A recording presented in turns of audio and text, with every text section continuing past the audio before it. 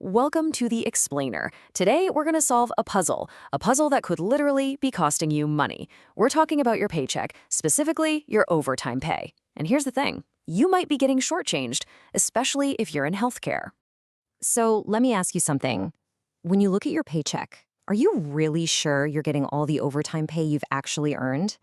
I mean, you see the numbers, but are they the right numbers? For a lot of folks in healthcare, the answer is, well, surprisingly often, no. Okay, so the answer is kind of hidden. It's not in your hourly wage, not really. The real key is a little-known term from the Fair Labor Standards Act, or FLSA, called your regular rate of pay. Seriously, this is the master key to figuring out your paycheck, and it's the first step to making sure you get every penny you've earned.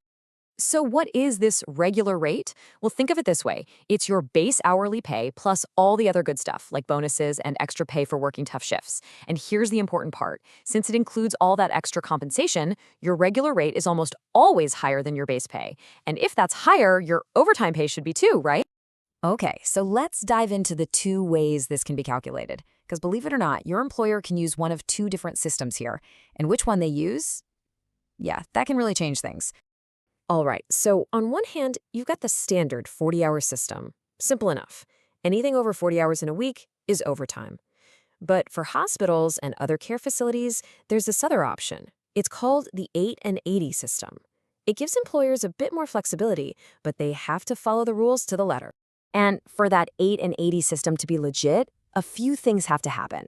First, you and your employer have to agree to it beforehand. It can't just be sprung on you. Second, the work period has to be a fixed 14-day stretch. And finally, any daily overtime, for working more than 8 hours in a day, that can be credited toward the 80-hour total for the 2 weeks. Okay, let's grab our first puzzle piece. This one is all about bonuses. So here's the deal. According to the Department of Labor, very few bonuses are actually what they call discretionary, meaning they don't have to be counted. Think of a surprise Christmas bonus. That's discretionary. But pretty much everything else, bonuses for attendance, for performance, retention, all of that stuff has to be included when they figure out your overtime. It's the law. So let's make this real. Imagine you get a $100 bonus every 2 weeks just for having perfect attendance. Awesome, right? But how does that actually affect your overtime pay? Now, don't let the math scare you. It's actually pretty straightforward. First, you just take that bonus and find its weekly value. So $100 for 2 weeks is $50 a week. Easy. Then you add that $50 to your total straight-time pay for the week. And last, just divide that new total by the number of hours you worked. Boom, that's your true regular rate. And look at the difference this makes. That $50 bonus takes the regular rate from $12 an hour all the way up to $12.89. That might not sound like a huge jump, but your overtime rate is based on that number. Over a full year, that's real money back in your pocket where it belongs. All right. Time for puzzle piece number 2. This one's a big one, especially if you work those late shifts. Let's talk about shift pay. Yep, just like with bonuses, any extra money you earn from shift differentials has to be included in your regular rate. A lot of places make the mistake of only paying overtime on your base rate, and that's a costly error for you. So how much does this actually change things? Let's look at an example with a registered nurse and see what happens. Okay, check this out. In 1 week, this nurse worked day shifts, evening shifts, and night shifts. And for evenings and nights, they get an extra $1 or $2 per hour. So their total pay for the week isn't based on one simple rate. It's a mix of all three.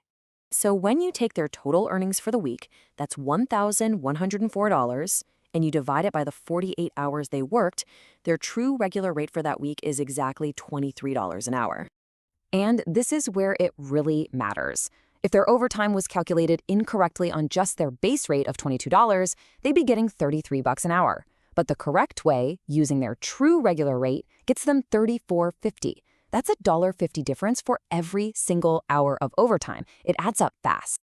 All right, let's put the final piece of the puzzle into place. This is going to bring the whole picture together. So what happens if you work 2 different jobs for the same employer and they pay you different rates? Like maybe you're a nurse's aide most of the week, but you pick up some receptionist shifts on the weekend.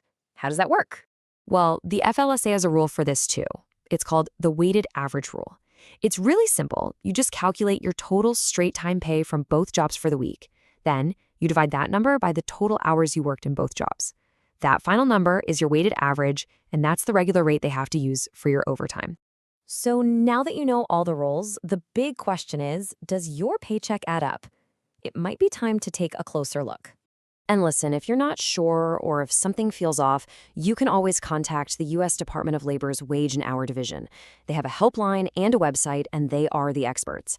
At the end of the day, it's your hard-earned money. Make sure you're getting all of it.